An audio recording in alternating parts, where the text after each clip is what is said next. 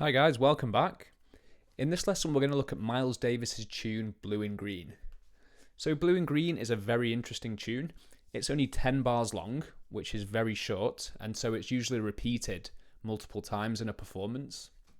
The tune contains a lot of altered harmony, so this is dominant chords that have extensions and alterations, and this gives it a very interesting sound. So the version that I'm working from can be found on page 53 of the Real Book 1. Here's the front cover of the Real Book 1. If you head over to the resources section of PianoGroove, you can find a link to where you can buy that real book. I'd really advise you get your hands on a copy of one. So Blue and Green is the third track on Miles Davis's album Kind of Blue. So Kind of Blue is the best-selling jazz album of all time, and if you've not listened to it, I'd recommend you go and check that out. So we're going to start off by playing the roots, thirds and sevenths, and then just the melody on top. So this will give us a really good idea of the harmony of the tune, and then the next times through we can start to build more interesting and complex chords. So the tune starts off with a B flat major sharp 11 chord, and we could play that like this. So we have the sharp 11 in the melody. The natural 11th would be, so the sharp 11 is a very colourful tone to play up there. So we have the roots, the third, the seventh, and the sharp 11. And that goes to an A7 with the sharp 9 in the melody. So the natural 9 of A7 would be B, but we have C in the melody. Again, it's another very colourful note. So we have the root, the seventh, the third, the seventh, and the sharp 9. From the start again. And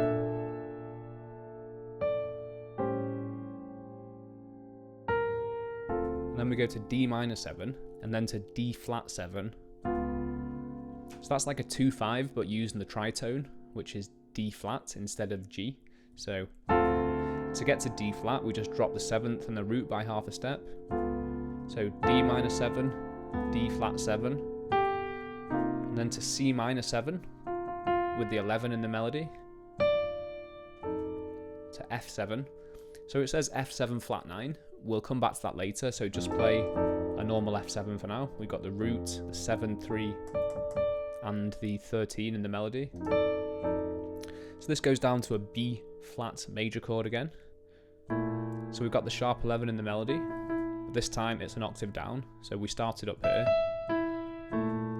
So I didn't play the third in this, we just got the root, 7, sharp 11, and that's because the third comes next. We have, so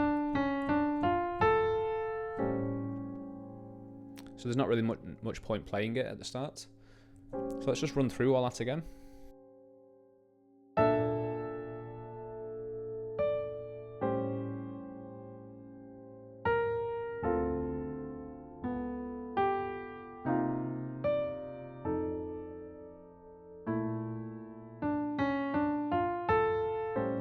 So that's an A7. Again, we've got the sharp 9 in the melody.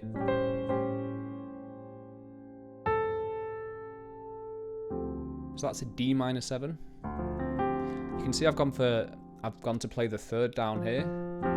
If we played the third here, it might sound a bit compact, you know, so we can get sort of a better spread by playing it like this. If you can't reach this, you could play the chord like that. But I'd play it down here. And this goes to an E7. So it says sharp 9, but we'll ignore that for now. So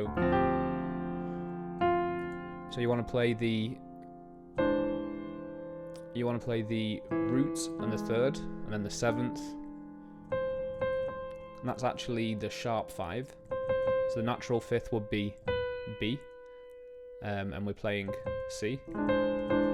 There's another very interesting sounding chord.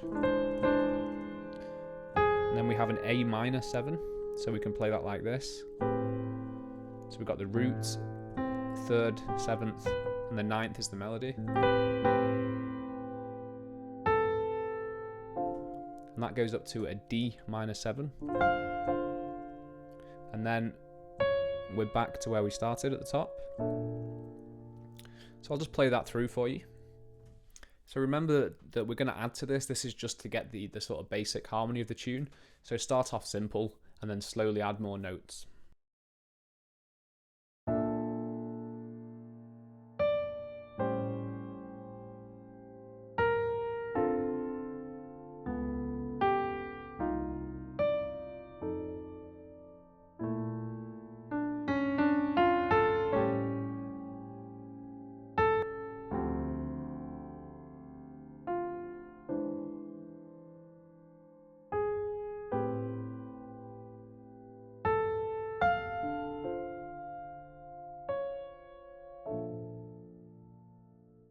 So now let's run through it again, but let's add some extra chord tones in there.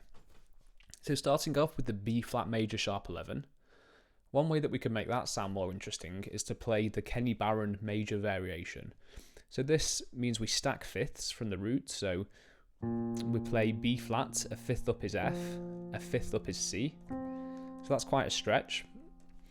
And then we play, we have a hold step interval, so we go from C to D, and then we build fifths from there as well. So we have D, A, and E.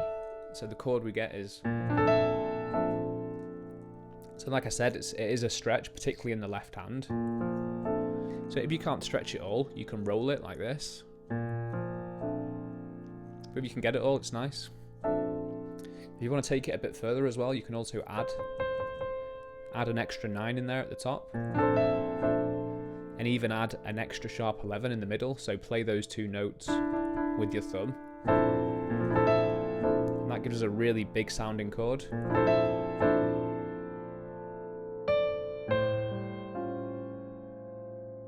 So here I've played the flat 13 with my right hand.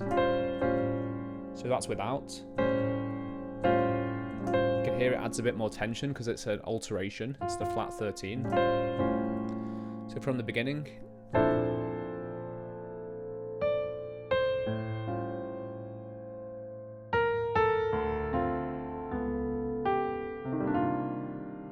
so that's a C minor 7, but we've got the roots, 3rd, 5th, 7th, 9th, and 11th. It's basically just stacked thirds all the way up.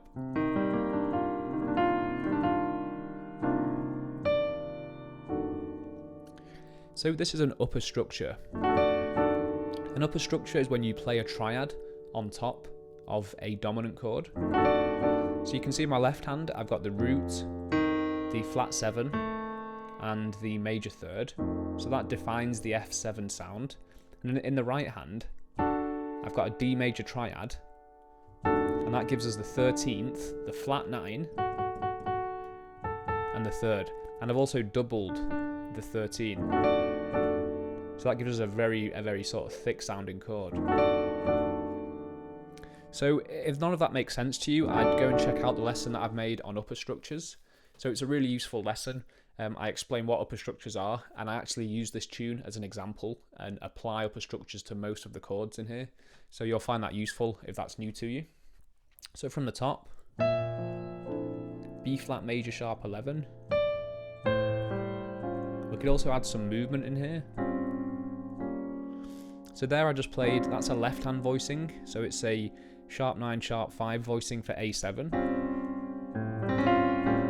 We've got the root, the sharp 9, the 3, and the flat 13. And then you can just play the same chord but with the flat 9. Because this is the sharp 9 and this is the flat 9 of A7. So let's just play that again.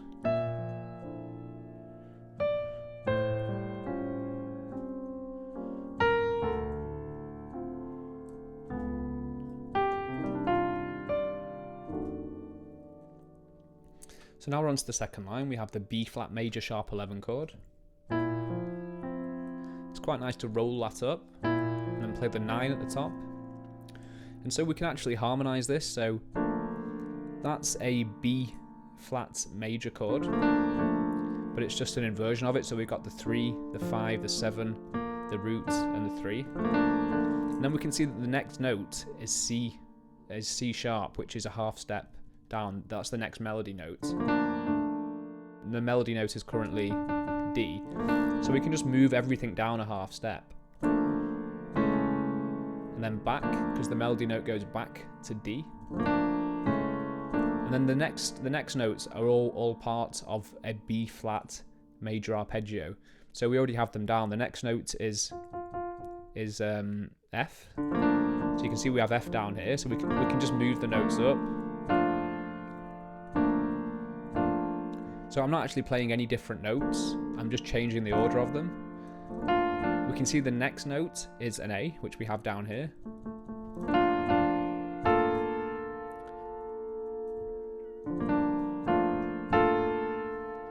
So all I'm doing there really is taking a B flat major 7 and then moving it up and down. So I practice doing that, and it does have the chromatic bit at the start, so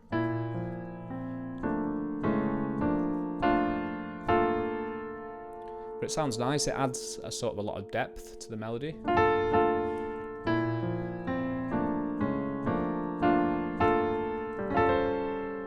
So that's an A7, but it's an upper structure. So this time we're playing a F major triad over the 3rd and 7th of A. So there's no root in there. That's what it would sound like with the roots. So the F major triad, that gives us the flat 13, the 3, and the sharp 9. It's a very, very colourful sounding chord again. So from the start of that line,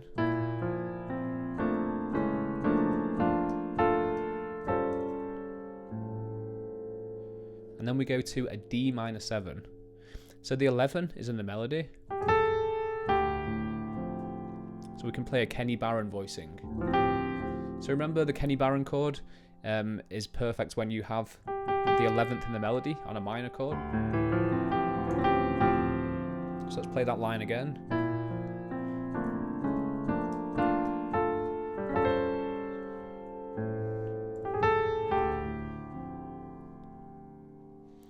So then we have an E7 with a sharp 9. So we could play that like this. We could play the root and the 3rd, the flat 7, the sharp 9, and the sharp 5 is the melody note.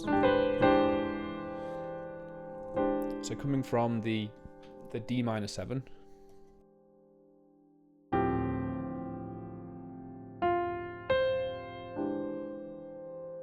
And then we have an A minor 7. So let's play a Herbie Hancock voicing there, because we've got the 9th in the melody. Remember, the Herbie Hancock voicing works well on any minor chord with the 9th in the melody.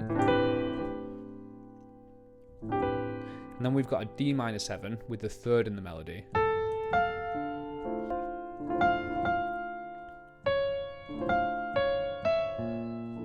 We're back to the top again. So just let me run through all that for you.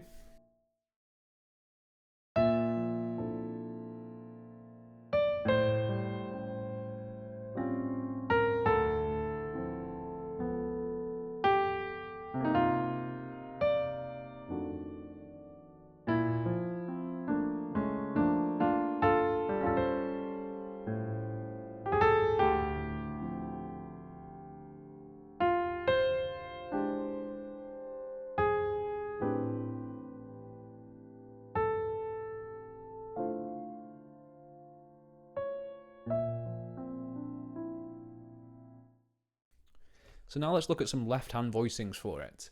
So left-hand voicings are what you'd want to play if you were in a trio setting or if you were improvising with your right hand. So starting at the top of the form, we have a B flat major sharp 11 chord. We could play it like this. So that's the 7, the root, the 3, and the sharp 11.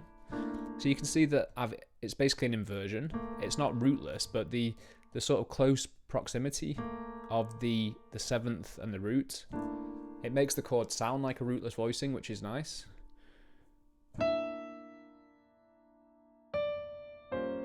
So you could play an A7 with a flat 9 and a flat 13, or you could play sharp 9, flat 13. So I did say flat 13 then, and I think before I said sharp 5. It is the same note, so sometimes I will refer to it differently.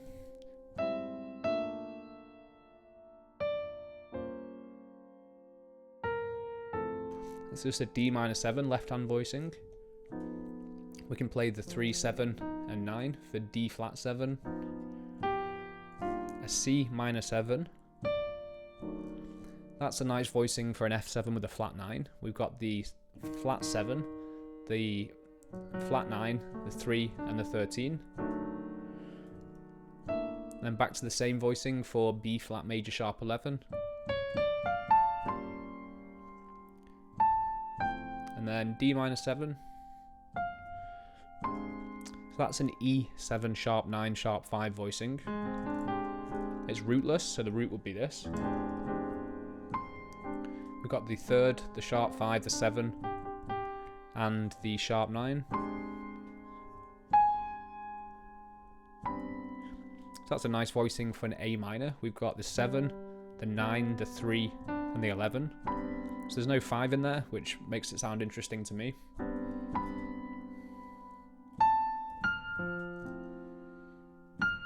So I have got quite high up there. You could still play it down here.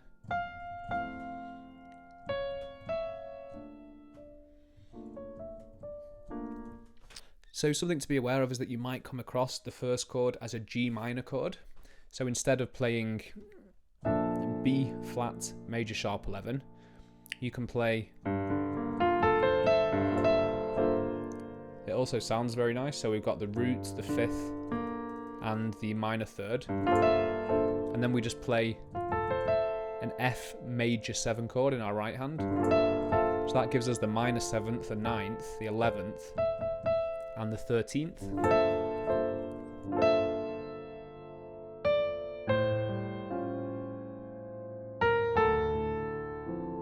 So that one is a real stretch. That's like a Kenny Barron voicing, but with the 5th in the melody.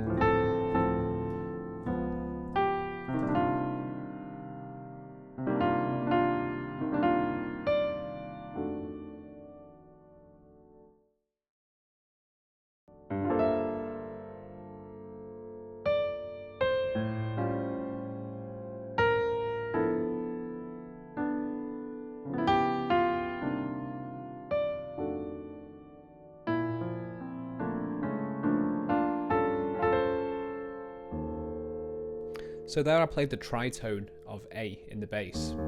So A and E are a tritone apart, so that means for dominant chords, you can play E in the bass. So it changes the chord from A7 to E flat 7. Sorry, I meant you can play E flat in the bass, not E. So E flat and A are a tritone apart.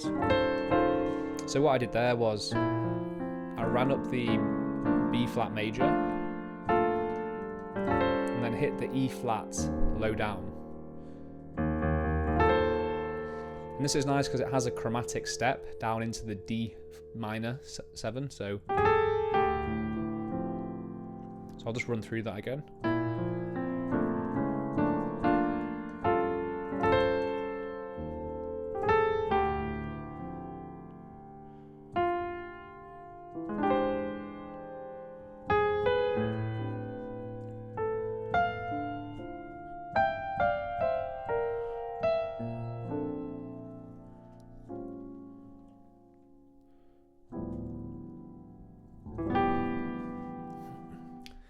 So guys, I hope you found that introduction useful. In the next lessons on this standard, we're going to look at improvising over it, and we're going to look at some different sort of stylistic techniques you can use to improvise over the form. So what I'd advise with this is practice it with the 3rd and 7ths and just the roots. So practice that a few times through so you get a good idea of the harmony. And then you can start to add some of the extensions and alterations that I've gone through. It would also be useful if you checked out the lesson on upper structures if you've not already watched it. So I use this tune as an example for applying upper structures to jazz standards. So that will also give you some good ideas on how you can harmonize this tune. So if you have any questions, just drop it in the comment box below.